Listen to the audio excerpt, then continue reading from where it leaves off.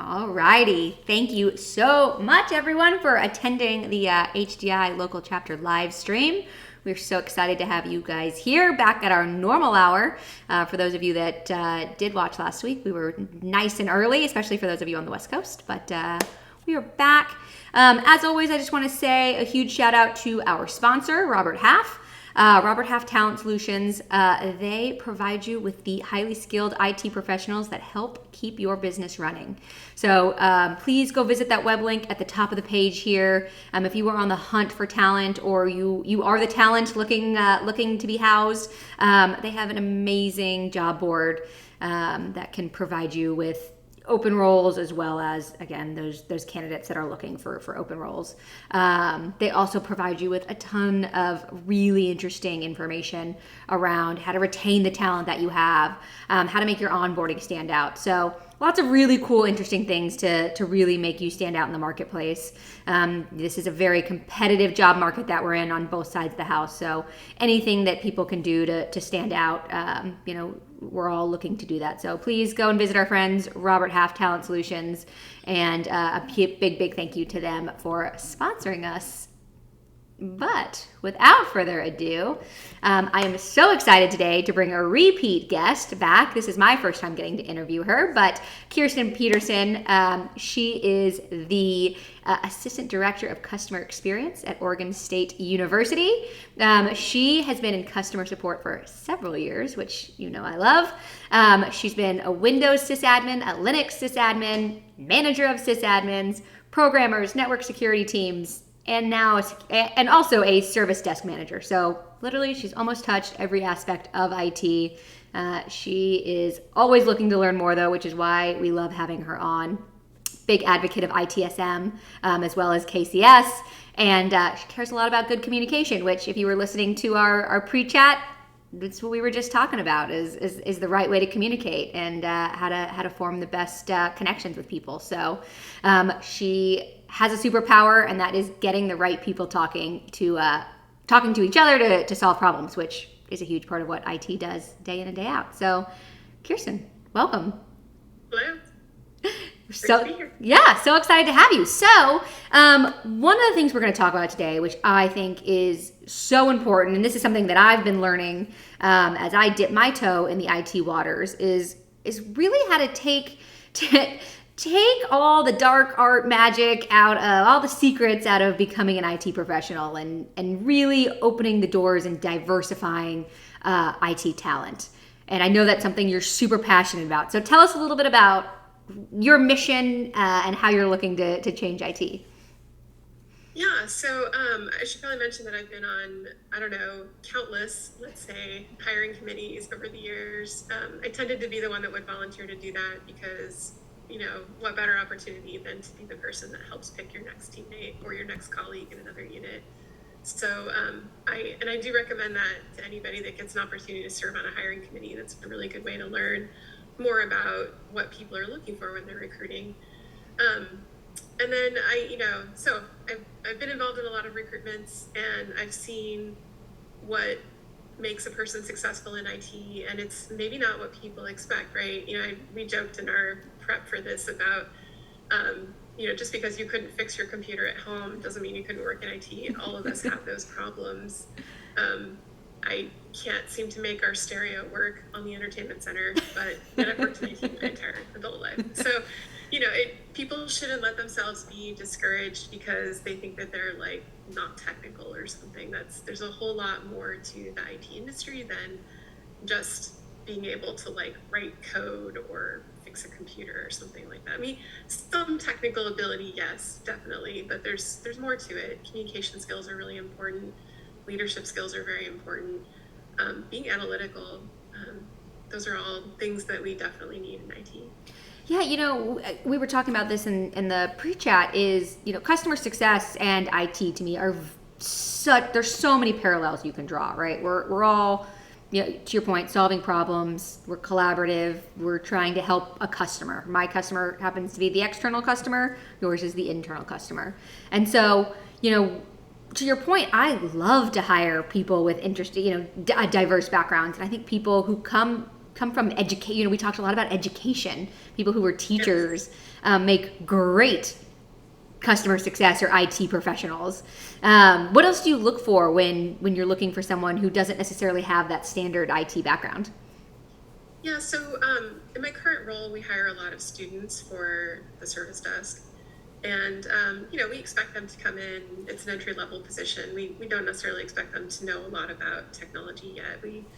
We like ask that they have some interest at least in it, or willing to learn, but we expect to train that aspect of the job. So what we're really looking for is communication skills and leadership skills, like I was saying, things like if they had any experience with food service or retail or any customer service job. People who've been scouts tend to be really successful, and I think it's because they've learned leadership skills in that experience. Also, people who've been in robotics clubs have a lot of experience working in a team. Yeah.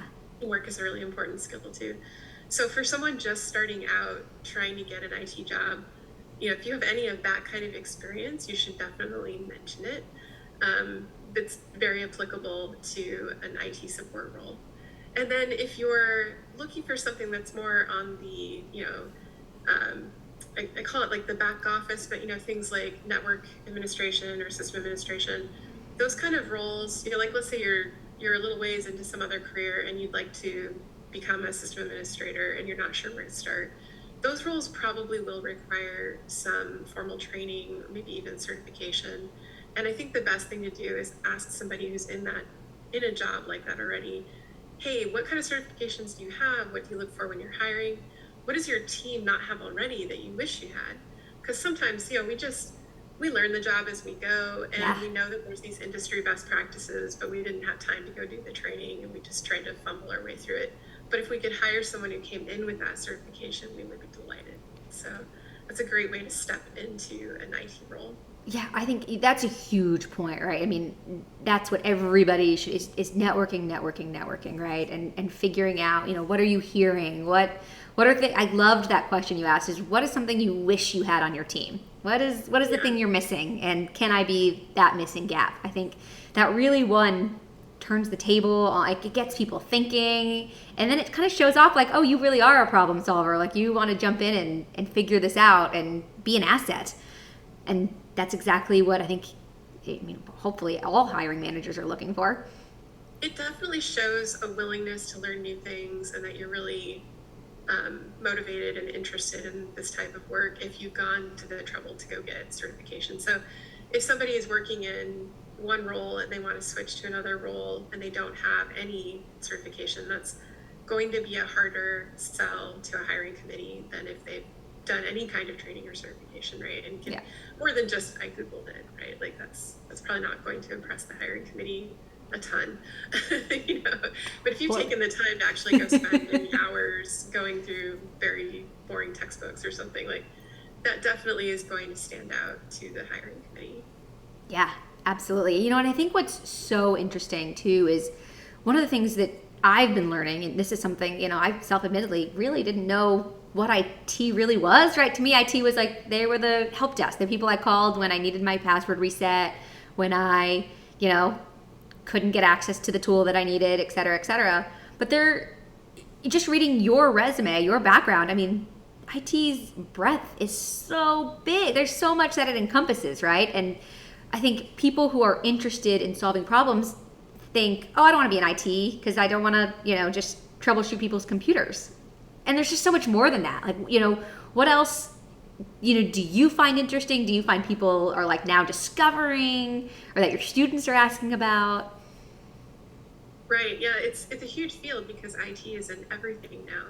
And so I find that, as I meet with people in business units around OSU and talk about what they do, that really it's a lot like what I do.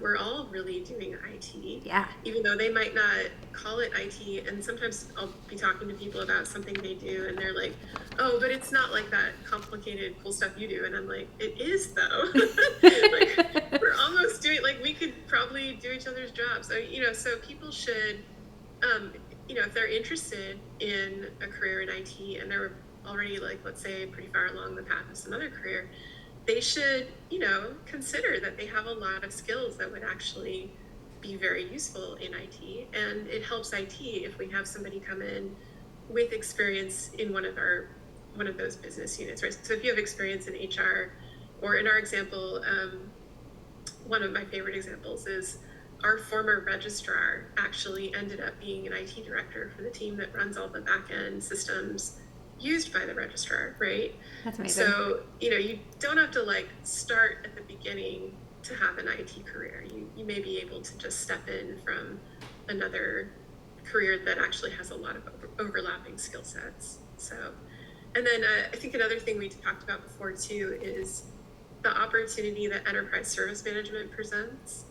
As we start talking about taking the practices of IT service management and using those in other areas of the organization, there's this really great opportunity for people to kind of step one way or the other. And we've been seeing actually a lot of that in our organization, where people are kind of shuffling around between IT and non-IT units. So it's pretty exciting. I love, to me, that's the best kind of collaboration, right? When you get to see, how the other business units are approaching a problem, what they need, and then they get to come in and sort of bring that new sort of eye on things. And, Ben brings up a good point in the chat here. He's saying there's something about people outside of IT tend to have like that lack of arrogance, that they're like, yes.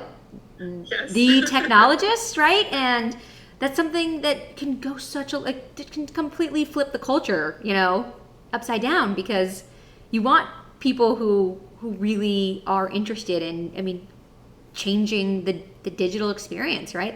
We talk so much about what that digital experience is and who owns it and what it actually means. And it is one of the biggest perks of joining a company at this point, and that's all IT. And I think that actually segues really nicely into one of the things I'm pretty passionate about, which is that we really need more diversity in IT. And I'm especially concerned about this in spaces where people are doing design or programming, designing a UX, let's say, or let's say you're doing voice recognition or face recognition.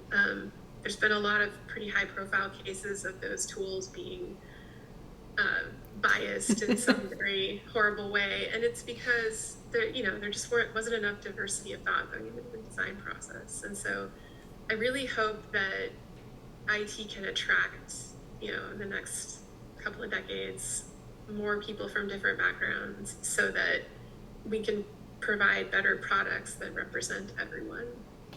I 100% agree. I think, sort of across the board in technology in general, there could be a little bit of a use for diversity. But to your point, it is scary, right? Then when you're controlling things that people with disabilities have to interact with, people of color, people, with different language and accents and whatever else goes into all of this sort of AI, virtual reality, the metaverse, all these things, it is so more important than ever that the people who are building that come from a diverse background. Yes, for sure. Yeah, the impacts are so much more wide-reaching now, right? It's not just email and websites. It's everything we touch all day, every day is somehow technology. And so we need more perspectives in the mix, I think. Yeah, I was watching the news yesterday, and they were doing a story that the airport in Dallas, DFW, now has like one of those virtual assistants kiosk boards where you like walk up and you can like talk to her and interact with her. And to your point, like if she doesn't pick up on, the right person walking up, or can't understand them, or, it's someone with a disability that doesn't have language capabilities and needs, something like that, can so vastly impact how that person is going to get from point A to point B, or, wherever it is they're traveling off to. That is a huge piece of technology. I had a personal experience of this recently. We use an iPad with an application that does speech to text for my husband's grandmother, because she can't hear us. And it picks up his voice better than mine. Crazy. So, like, his voice is quite a bit deeper, and it's not better, and it barely can hear me. It can't make sense of it. So we were joking that the iPad is sexist. I had the same experience. My roommate back when I lived in San Francisco was Irish, and Siri just could not understand a word she said. It was just like, it literally, she must have been speaking a different language, because the things I would get texted when she was trying to talk to text via Siri was just a bunch of jumbled consonants, basically. Yeah, it's, and it's like, that kind of stuff is frustrating now, but in the future it could be hugely problematic, right? Yeah. So. I 100% agree. God, I need to like talk to Tom, and we need to get this show longer. I like have so many more questions that I want to get into in terms of just picking your brain on all these things. But, any closing thoughts, if there is someone out there who is thinking about making the change to IT, is in school and trying to figure out what they want to do, or is just out there waiting tables and looking for something, a new start. What is your advice? Yeah, this is very kind of general advice, so I apologize for that, but it's really a good idea to have someone else look over your resume and cover letter before you submit it. And, even better if it's somebody that works in the industry that you're applying for. That's ideal. But yeah, I would definitely recommend that in general. I've seen some very bad resumes. I can only imagine. Application materials over the years. I can only imagine.